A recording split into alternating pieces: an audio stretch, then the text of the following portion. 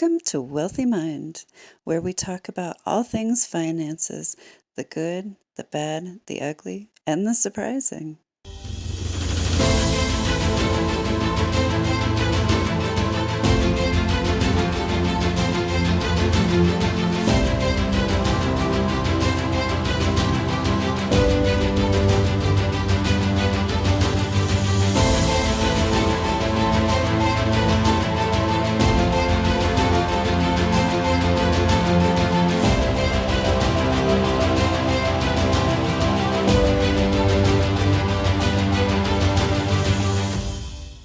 Hello and welcome to Wealthy Mind. I am your host, Misty Rose Gold, International Success Coach. And here at Wealthy Mind, we love to help you create and maintain a wealthy mind.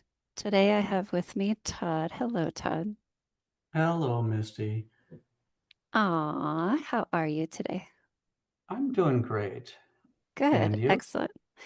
I am having a wonderful day and I am super excited to talk about some things with you. You have an amazing story to share as a business owner, so I'm super excited to dive in. What is your full name and what do you do? I'm Todd Krause. I do several things. One of them is I have a large cleaning company here in the Indianapolis area. The other thing is I have a consulting and public speaking practice under the brand of Silver Sun Consulting. And you consult specifically for the cleaning industry, right? Heavily in the cleaning industry. hmm What I do applies broadly, though, to the service industry. Oh, okay, good. Thank you for clarifying. So for cleaning businesses and service industries, like what type of services? Think home services, plumbing, electrical, HVAC, roofing, your junk removal. Okay, so the trades. The trades. Everything Wonderful. in my initial client base really started in the cleaning industry.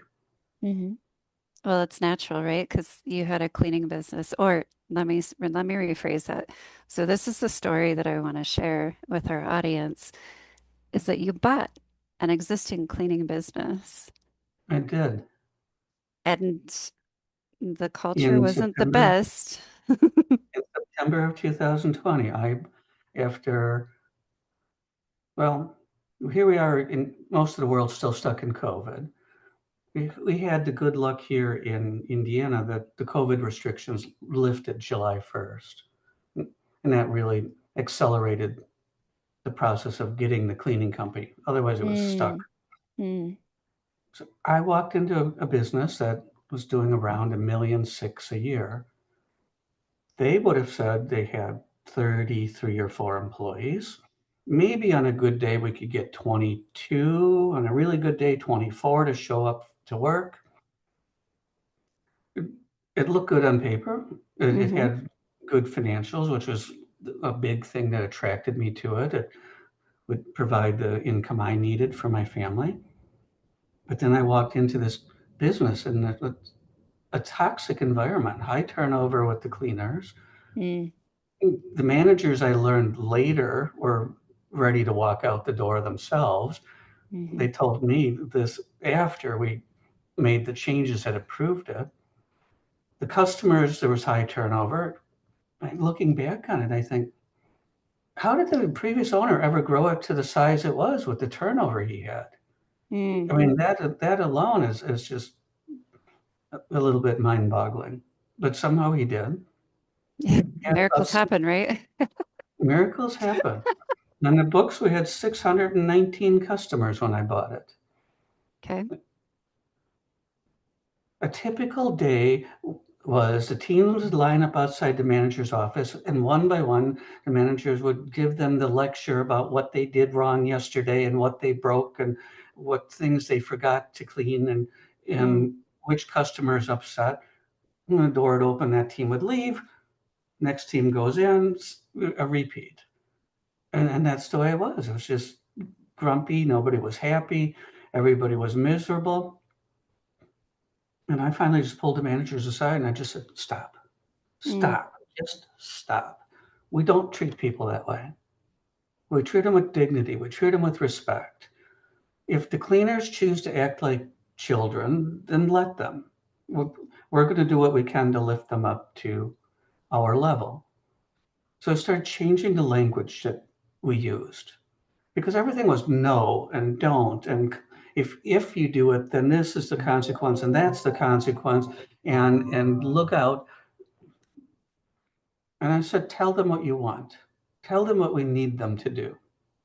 And then go one step further and tell them what the benefits are of doing that. mhm, Literally within no more than 8 weeks, the culture had just completely changed from mm, this negative culture to a positive one.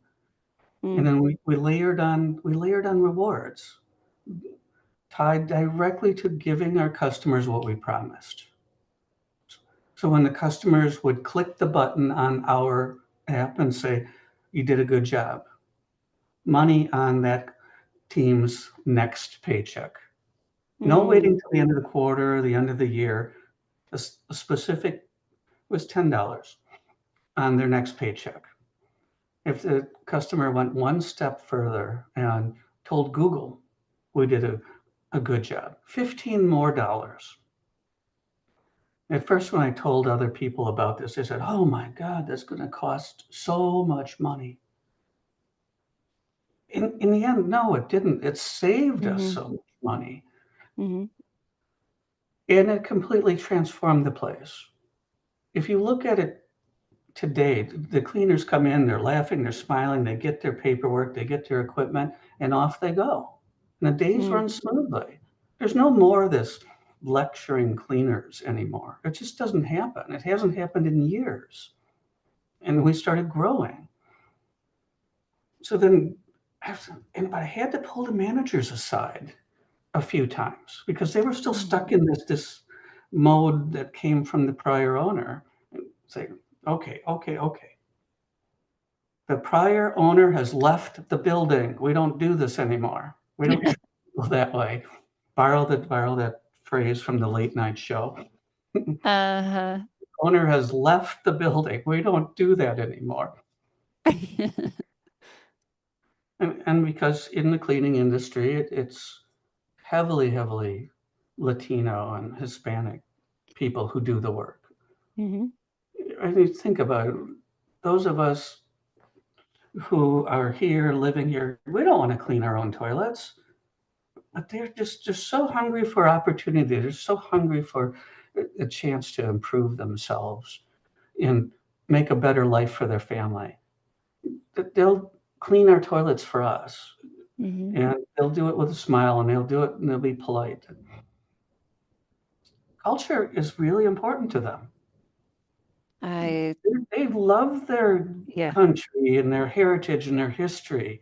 They're sad because the economy and the politics are not great in their home countries. They come here for a better life. Mhm, So I put up flags for every country that one of our people represented. We mm, have people from 14 different countries. And then I remembered something I saw in the license plates in Quebec. It says, Je me souviens. Google will say one thing because it translates as I remember. But the people walking around in the street, when I asked them what it meant and what it mhm, meant to them, I loved their answer.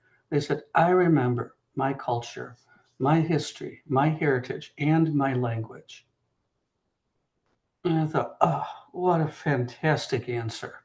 mm, So I translated that into Spanish and changed it from I to we. We remember our culture, our history, our heritage, our language. And we put that big banner up at work. And we celebrate culture and we celebrate who they are. It's all about seeing them mm, as a complete package because you don't just hire the work part of a person when you hire, you get the whole package. They come with mom, they come with dad, grandma, grandpa, children. Some of these people get sick. Some of these people and their families die. Mm-hmm. Sometimes their car breaks down. Mm-hmm. Other things happen. And I just found when you give them some space to take care of their things that happen in their life, they bring something really important back to work with them. They bring their heart and they bring Mm, their soul. mm. And the quality of work and the quantity of work just skyrockets. They care. And loyalty, they bring back with them loyalty to you, loyalty to the business. It, it is. And I mean, we hold jobs open for people when they're dealing with something happening in the family and they come back and they're just ever so grateful and they work so much harder.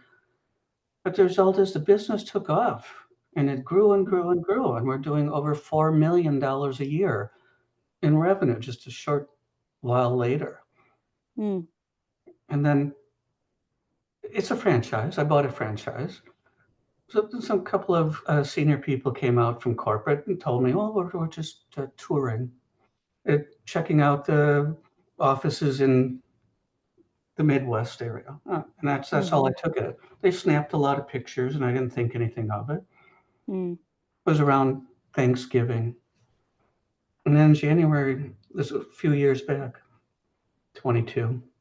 They called and said, "We're sending you to San Diego to accept an award from the International Franchise Association because of the culture you created mm-hmm, in your office and the mm-hmm, success it's having." I said, "But I mm-hmm. didn't apply. I didn't apply for anything." They said, "We did." Wow, So I went and it's the largest stage I ever stood on. I tried counting rows and chairs because I just was curious how many people were in the audience and I lost count. Somewhere were 3 to 5,000 is my guess. amazing. And then a couple of years later, I won it again at the local franchise level just for overall performance. Mm, But all we did is we just kept our heads down. We just focused on how can we do what we do better. And managers, they grew from cleaners to managers, mm, and then they grown into become leaders.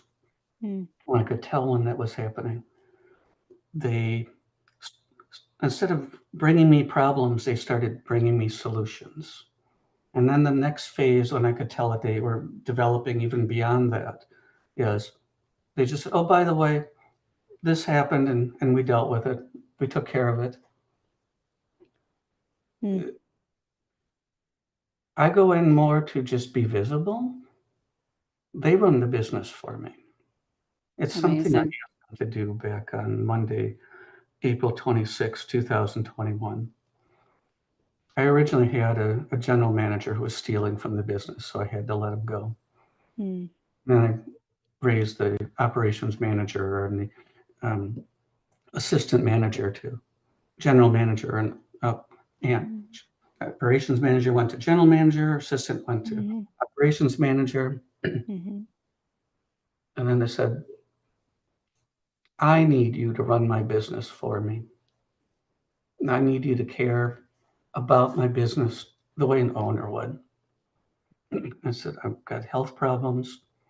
I need help. I'm mm. asking for your help." And I said, "My thank you to you is I will create a path to ownership for you." And as of today, they own 20% of the company. And there's five That's managers amazing. now. And at the end of October, they'll be eligible to buy another 10% of the company. And ultimately, they will own the company and it'll be theirs. So you have your exit strategy mapped out already. I do. And then it's a huge thank you for them helping me out. Um, my audience knows that I often am not quiet, but I have been quiet with you because I want you to tell the story. This is such an impactful business journey that you've had. If I could, if I could replicate your knowledge and your emotional intelligence and place that in each of my private clients, their businesses would do so much better because you stepped up and you started treating the people like people. You incentivized them and said, here's how you can make extra money on top of your hourly wage. Here you go. Okay, great. You know, these people are eager for opportunities, so that gives them extra incentive to let's make a few extra dollars if we just get a good review. Then you go above and beyond and give them the space to actually have a life, and they appreciate you for it. And it's the way that you've treated your people. You transform this business in 2 months. Like it took you 2 months to transform the culture, and that has a ripple effect on your client base. It has a ripple effect on everything. So you don't have to continue to try to find new clients all the time. Yes, you want to build and grow, of course, but you're not burning through clients and acquiring new ones all the time because of the toxic culture. And the same goes for your staff. You're not burning through staff anymore. Like you've reduced those numbers greatly. Your retention for your staff and your client has gone up a lot. And I'm like, when you told me your story, I was like, I am so impressed with what you've done. I have interacted with countless businesses throughout my years as a coach, and you're like the poster child for, oh my God, you guys, this is how we get it done. And not only have you taken it from 1.6 million toxic culture to great culture where everybody is celebrated and they love working there, they're managed well, right? You have to have guidelines, you have to have boundaries, you have to have things in place to help that work too. But you took it to 4 million. Amazing. You are now working on your exit process, which is even more amazing. Like all the all of the thoughts and the emotions and the steps involved in every single part of your journey from start to now and looking into the future of how you've already prepped for exit. It's just mind-blowing to me that all of that wisdom would live inside of one person. I learned a lot from the people I worked with over the years. Some of the very earliest managers I worked with. One had said, if you want things to work and be successful, no matter where you sit inside the organization, treat everything the way an owner would, care about it the way an owner would. Little words of wisdom like that have just been incredibly valuable over the Mm, years, have helped so much. It's a difference between getting it done and it's getting it done well with heart. And when I see the managers coming up with the ideas and fine tuning it, it's just so gratifying to see mm. that. So And you've part of mastered it, something, and I have to pull this out to the audience because now I'm going to start talking. Um, the key is getting their heart involved. You have found a way to get your employees and your managers, their hearts are involved. You found a way to do that. So the key takeaway for the audience is figure out how to get your staff's heart involved. And if you could do that, oh my God, like watch out for the growth. So sorry, I had to interrupt. I had to say it because this is like the one little, there's always a linchpin, and you figured out it, how to do that. but it's as a society we do so much talking, and talk is pretty cheap. It's when you connect it to real benefits, when you connect it to real money that helps pay the bills, Mm, and it makes your thank yous and it makes what you say to them just so much more meaningful because now life has gotten a little easier. There's a little more money left over after they pay the bills, and that mhm, means a lot to them because so many of these people are living paycheck to paycheck.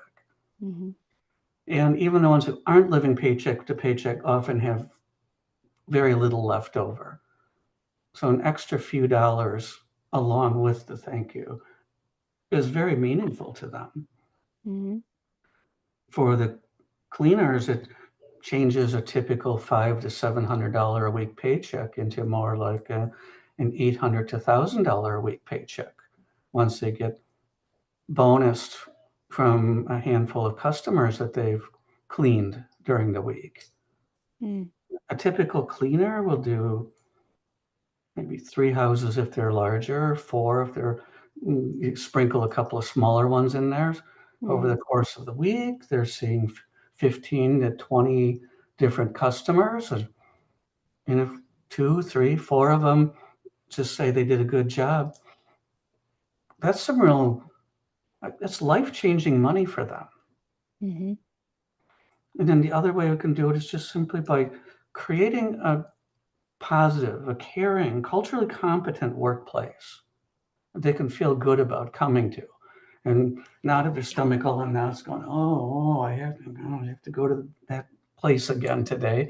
I need Yeah. a paycheck. Yeah, there's no dread. They're excited. They love going to work.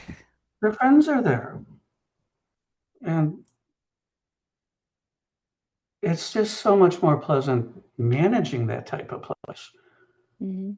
Well, we have a typical discipline policies and stuff like that. But I can't Sure. remember like we actually had to actually use it.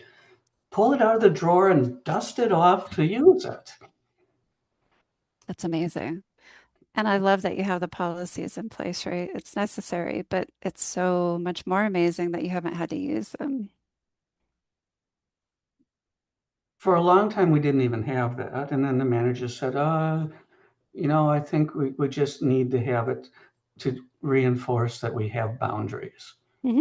Structure. I You was need hesitant structure. at first, but then, yes, they were right. We needed that as just to reinforce that there's a boundary between what's okay and what's not okay. Hmm. In people's houses cleaning, taking something, never okay. Right. Never, ever, ever okay. We've permanently lost that customer forever. Definitely. Breaking things, well, first of all, don't do it, Right. but we know it happens. Hmm. And then we try to make it right. So the policy is if you broke it, raise your hand and just say, I did it.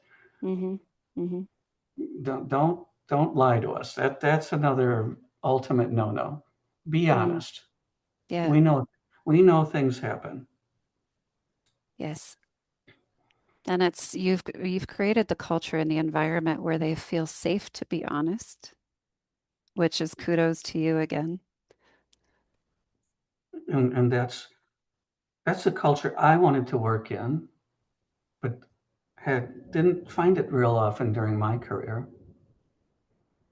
It's a culture I wanted when I had the ability to actually influence culture. And Mm. then part of the reason I'm selling the company is I want to take my message to a larger audience. Hmm. I want to take it out to the public speaking stage and helping businesses, organizations really, because this applies to, it's not just a for-profit concept. It applies to organizations, whether they are for-profit or not, about culture and how you treat people and what makes them care, Hmm. makes them want to care. How do you get their heart involved? That's the How do you main get their question. involved? Yeah. So I want to take it to a larger audience and work with organizations directly and work with people from the stage. Mm. I love that you're going big with this and that you're taking that message out into the world because your story is so impactful. What you've accomplished with this business in such a short amount of time is mind-blowing. And it's coming from somebody like myself that works with businesses all the time. It is mind-blowing. So I'm able to look at my entire history working with business owners and say that my mind is blown. The general public that doesn't work with business owners, their minds should be blown too. It's incredible what you've accomplished, and you should share it. You should go out into the world. That's a light that you don't want to hide. I didn't realize that it applied broadly just from some off the cuff conversations, even at the doctor's office with the nurse. Oh, what do you do? I do this, that, or the other. How's it going? Oh, talk about it a little bit. And next thing I know, the nurses are going, would you please talk to the management here? We need that here. And that's when the light went on for me. I just, Yeah. really? And I, Hmm. and I stepped back and thought, oh, we're really talking about organizational behavior. It doesn't matter whether it's for profit or not. Hmm. But until some of those conversations, I thought, oh, this is only a business type thing. Mm. Doctors' offices, not for profits, they're different. But no, they're Hmm. managing people. Their Hmm. goal is to deliver a result to somebody out there in the world. Yep, you're totally right. So it when I switched from coaching people to coaching business owners, it was the same kind of path for me. People just kept asking me, like, how do you do this? How are you good at it? Help me. And I kept seeing that pattern happening over and over again. And I was like, I think I'm going to switch to business coaching because this is more fun. I get to use all of my business skills and my strategic brain, my logical brain. I get to use the psychological side of me, the emotional side of me, and that's part of like culture development and people development and CEO development or leadership development, right? So I saw the light. I was like, okay, people keep asking me for this, and I like it because it's going to utilize more of me and all of me, whereas just life coaching didn't. It didn't utilize all of me. So life kind of chose me for that role as it has with you, and I can relate. I mean, I like that you're up there on the stage, you're delivering your message to people, you're Hmm. helping people on a bigger scale. Hmm. That, That's that's my just, mission. yeah, that's my mission too. Yep. People say, well, are you going to retire? And well, that word never really entered my mind. I just viewed Right? my entering a different phase of life and helping people Hmm. and working with them in a different capacity. Hmm. Definitely. I mean, it's my greatest fulfillment is at 8 years old, I got my calling to change the world, spiritually got it. Not to be a doctor, not to be a lawyer. It was, hey, change the world. I was like, scared, so scared, but okay, let's go. I'm crazy enough to believe I can change the world all on my lonesome, right? So, set out to do so, left home at 15 in order to make that a reality because I couldn't change it in the toxic, abusive environment I was in. So I left home at 15 so that I could make a difference in the world. And I've been so driven toward that one mission my entire life. And it's what gets me up every day. The business that I have is much more than just a business. It's an impact on people's lives. And if we can impact people's lives and or businesses, guess what? The world becomes a better place. So that's my motivation every single day. And I don't ever plan on retiring. Will it look different if I'm still here in 20 to 40 years? Of course it will. But I don't plan on retiring either. That word is not in my vocabulary. But people, I think, get overwhelmed when they say, well, there's so much need out there. You start somewhere with one person, with one organization, and it has this ripple effect that Hmm. just flows out into the world around us. Hmm. One person at a time or one group at a time. That's how I approach it. And that it builds momentum over time too. Hmm. So that's the really interesting thing about it. And momentum that we don't see. Like I see the momentum in my world over decades, starting off when I was a teenager to where I'm at 45 years old. I see the momentum, right? But as somebody that is intentionally doing good for others and doing good for the business community and the world, essentially, we don't see the full picture of the impact that we have on others. We don't see the full ripple effect. We don't see the full momentum that maybe it shifted into their life or created in them. Like, I'm kind of glad that I don't, because that would be overwhelming. It would be massively overwhelming.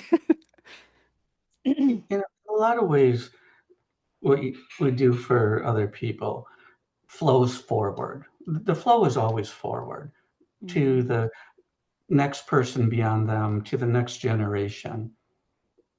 It doesn't really flow in reverse. mm, So that's where you say you don't always see it. No, because we've started something moving and it moves forward. mhm, I can see it in the business every day. It's moving forward through the managers and into the employees and out to the customers. mm. Yeah. It's not often that a business journey like yours will bring me to tears, but when you were talking in the first few minutes of this episode, I was crying. If you could see me, I was just tearing up because I'm like, I'm so moved by this guy. And there's part of it where you can't even explain it. You can't explain why you're so moved by your story, but yeah, it's a great business journey.